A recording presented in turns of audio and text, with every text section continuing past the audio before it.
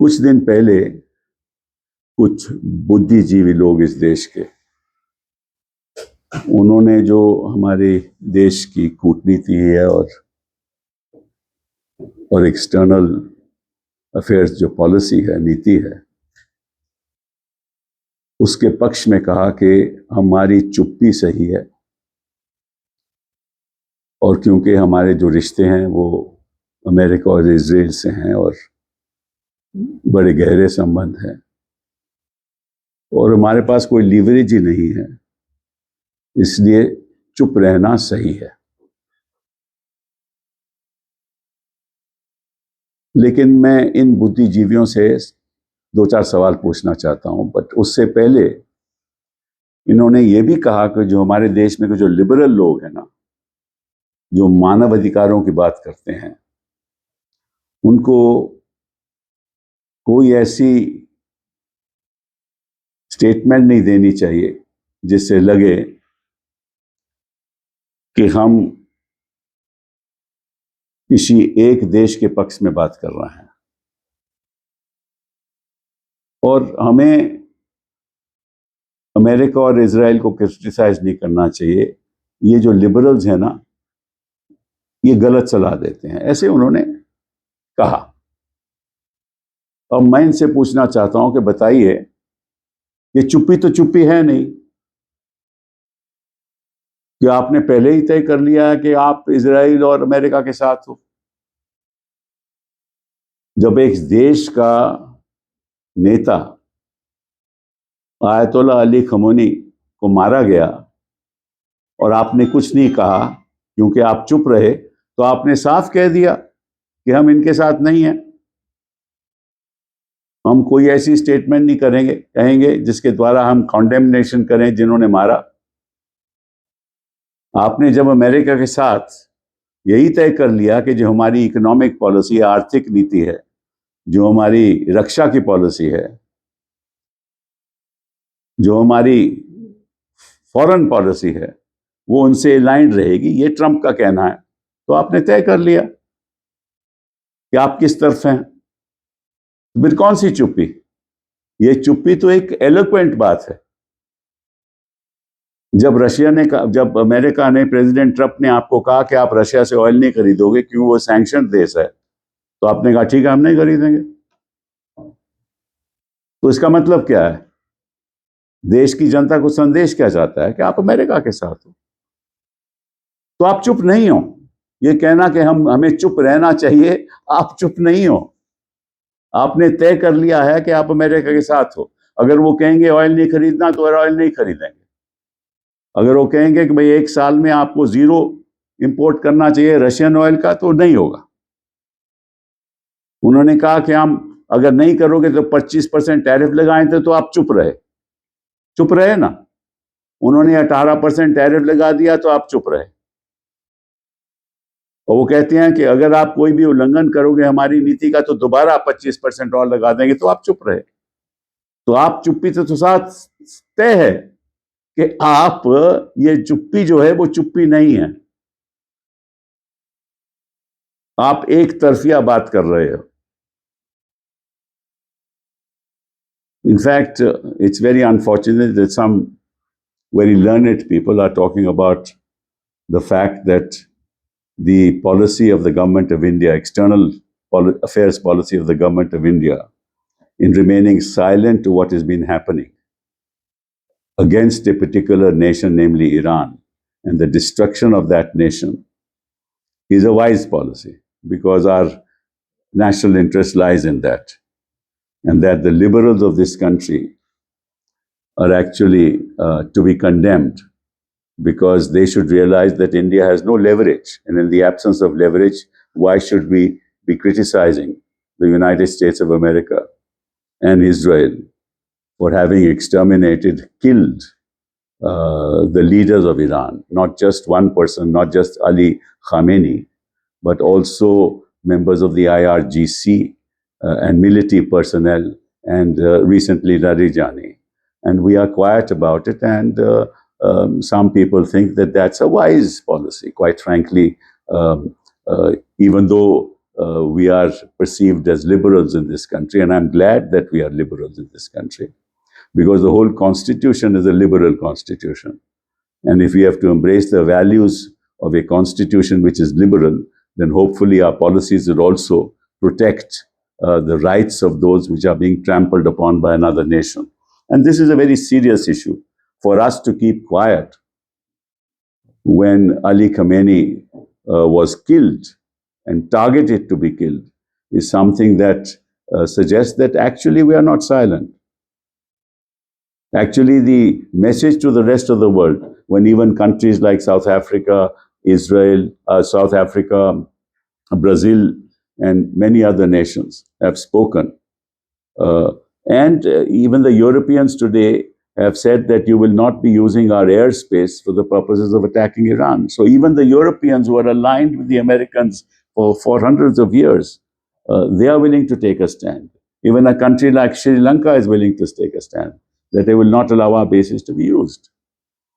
And while people are being killed and being targeted, India is silent. May I just request, may I just state this, that this silence is actually very eloquent. This silence tells us that we are on the side of those who have attacked Iran. That certainly is not according to right-thinking people, and we think that we have a point of view, is not fair in international law. And then some examples have been given about the Soviet Union's invasion of Hungary, Soviet Union's invasion of Czechoslovakia, the Soviet Union's invasion of Afghanistan. Now, quite frankly, as far as Hungary and Czechoslovakia were concerned, they were parts of the USSR.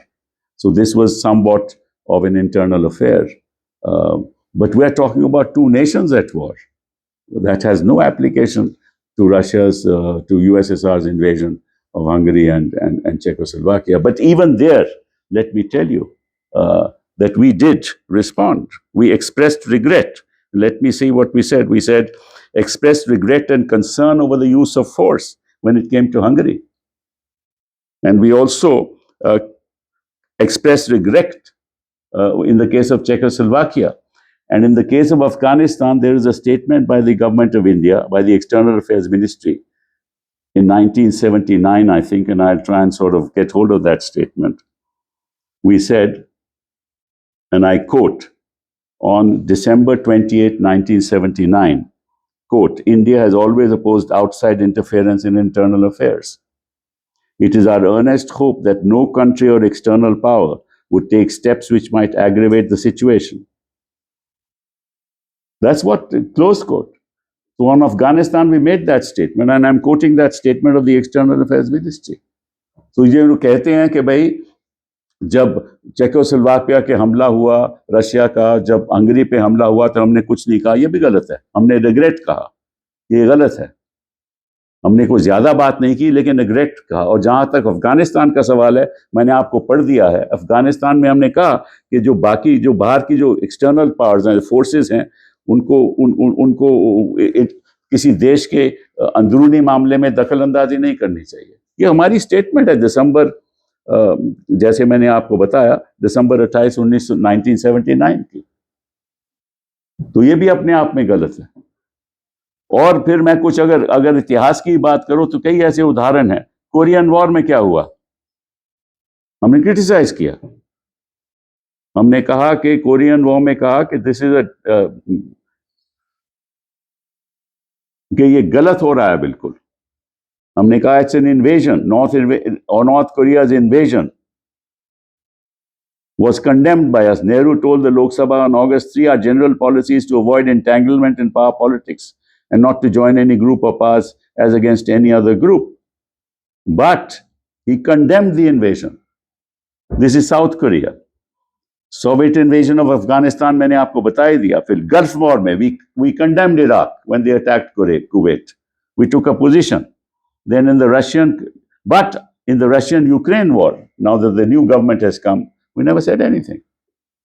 So even history tells us that whenever there has been an invasion of one country over another, we've condemned it. इतिहास बताता है कि जब भी कोई और एक देश किसी देश पे हमला करता है तो हमने उसकी निंदा की, चाहे वो चाहे वो नॉर्थ कोरिया की निंदा की, अफगानिस्तान में रशिया की निंदा की, गल्फ वॉर में इराक की निंदा की, और कोर्स अब तो फिर सुएज कैनाल क्राइसिस में क्या हुआ, हमने इजिप्ट के साथ दिया, अमेरिका के खिलाफ बात बोले, हमने इजिप्ट के साथ दिया, वियतनाम वॉर में अमेरिका के खिलाफ बोले, बांग्लादेश में तो आपको मालूम ही है।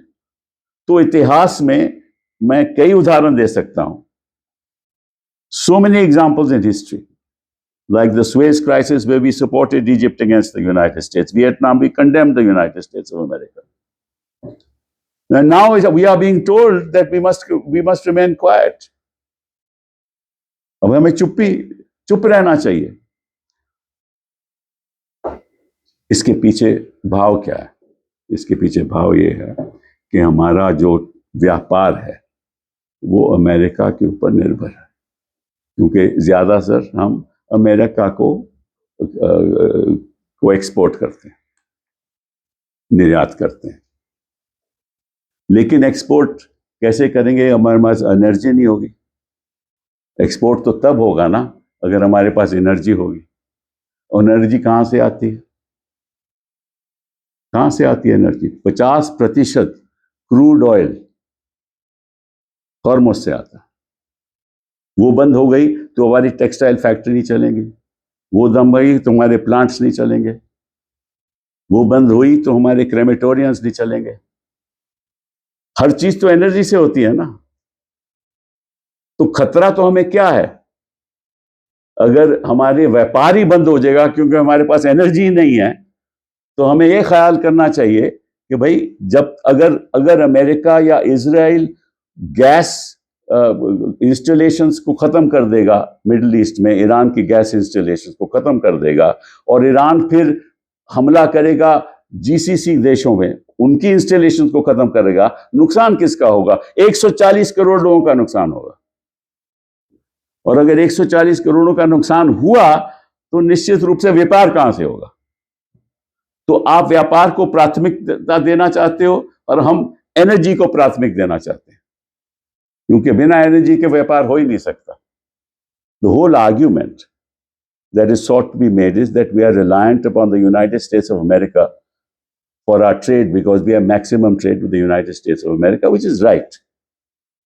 But fact of the matter is no trade can flourish, no manufacturing can take place in the country without energy. And where does our energy come from? Our energy comes from the Middle East through the Straits of Hormuz. 50% of crude oil we get through the Straits of Hormuz, and 80 to 90% of our LPG requirement, liquid petroleum gas, comes from the Hormuz Strait. So if we don't get LPG, if we don't get crude oil, and 88% is imported, India imports 88% of crude oil, 88% हम crude oil import करते हैं, आयात करते हैं। तो अगर वही बंद हो जाएगा तो हमारी फैक्ट्रियां चलेंगी कहां से? तो आप बात करते हो अमेरिका के साथ ट्रेड की, आपको अमेरिका को खुल के बोलना चाहिए कि आप तो हिंदुस्तान का नुकसान कर रहे हो। You should tell the United States of America that by allowing this to happen through Israel, you are destroying the economy of India. And we are the people who are hurt the most because these so-called apologists for this government are now saying that we should be silent.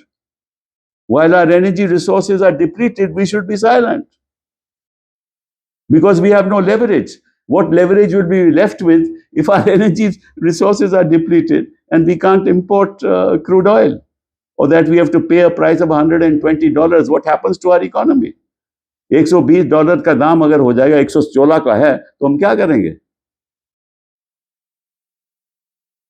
अब दो चार बातें आपके सामने मैं रखना चाहता हूं कि कितनी खतरनाक सिचुएशन है, और मैं आग्रह करूंगा प्रधानमंत्री जी से कि it is now time for him to speak, it's not time to be quiet any more. Let me just tell you a few facts which are very very important. पहली बात तो यह है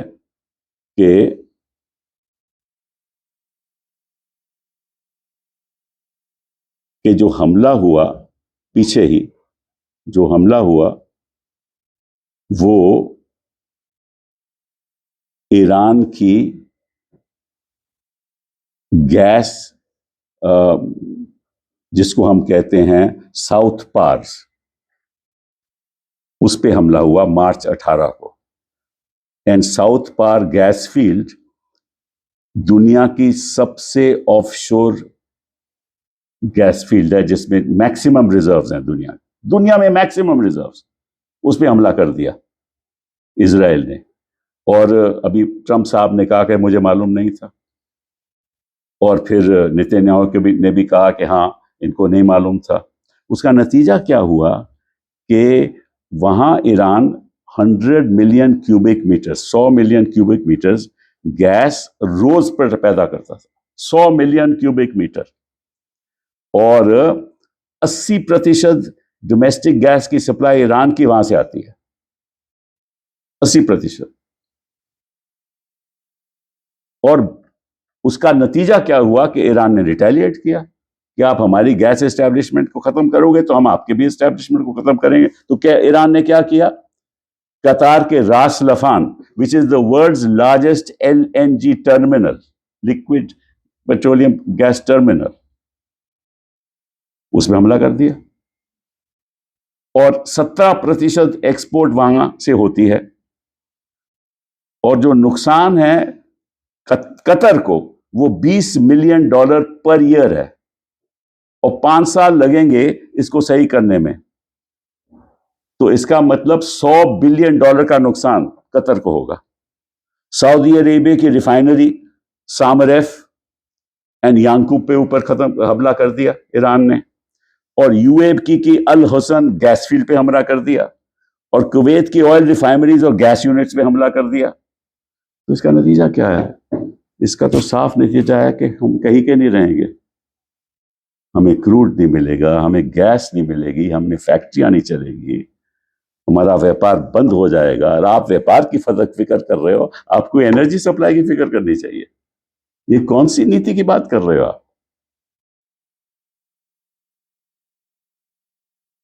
तो मैं आग्रह करूंगा आज के दिन उन बुद्धिजीवी लोगों को कि अपना नुकसान मत कराओ। ये चुप रहने का वक्त नहीं है।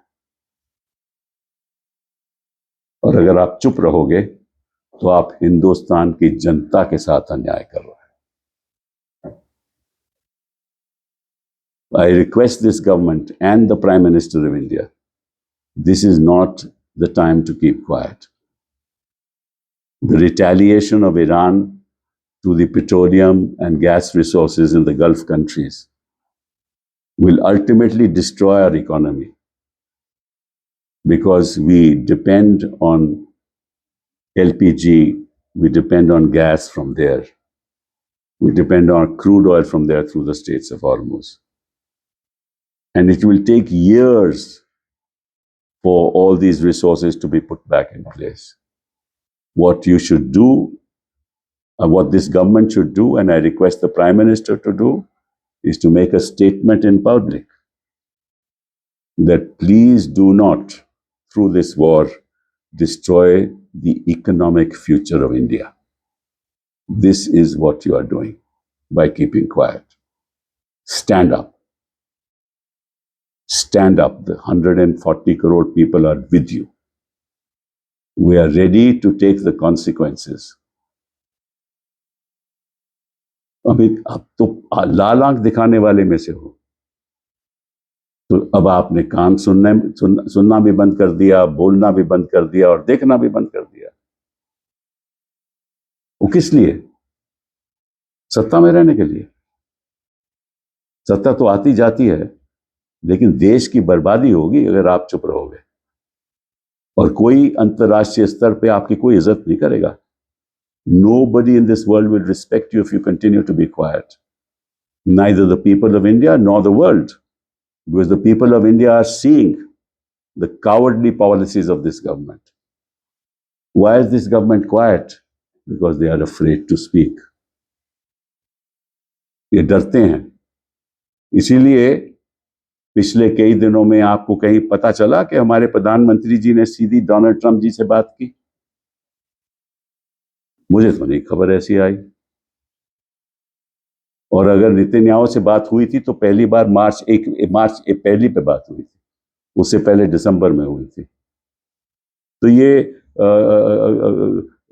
और ओमान ने आज कहा है, ओमान ने कहा है कि आप समझौता करिए, आप दोबारा टेबल पे आइए ताकि बातचीत से समझौता हो, क्योंकि सभी जानते हैं, सारी अरब देश भी जानता है कि उनका इतना ज्यादा नुकसान होगा।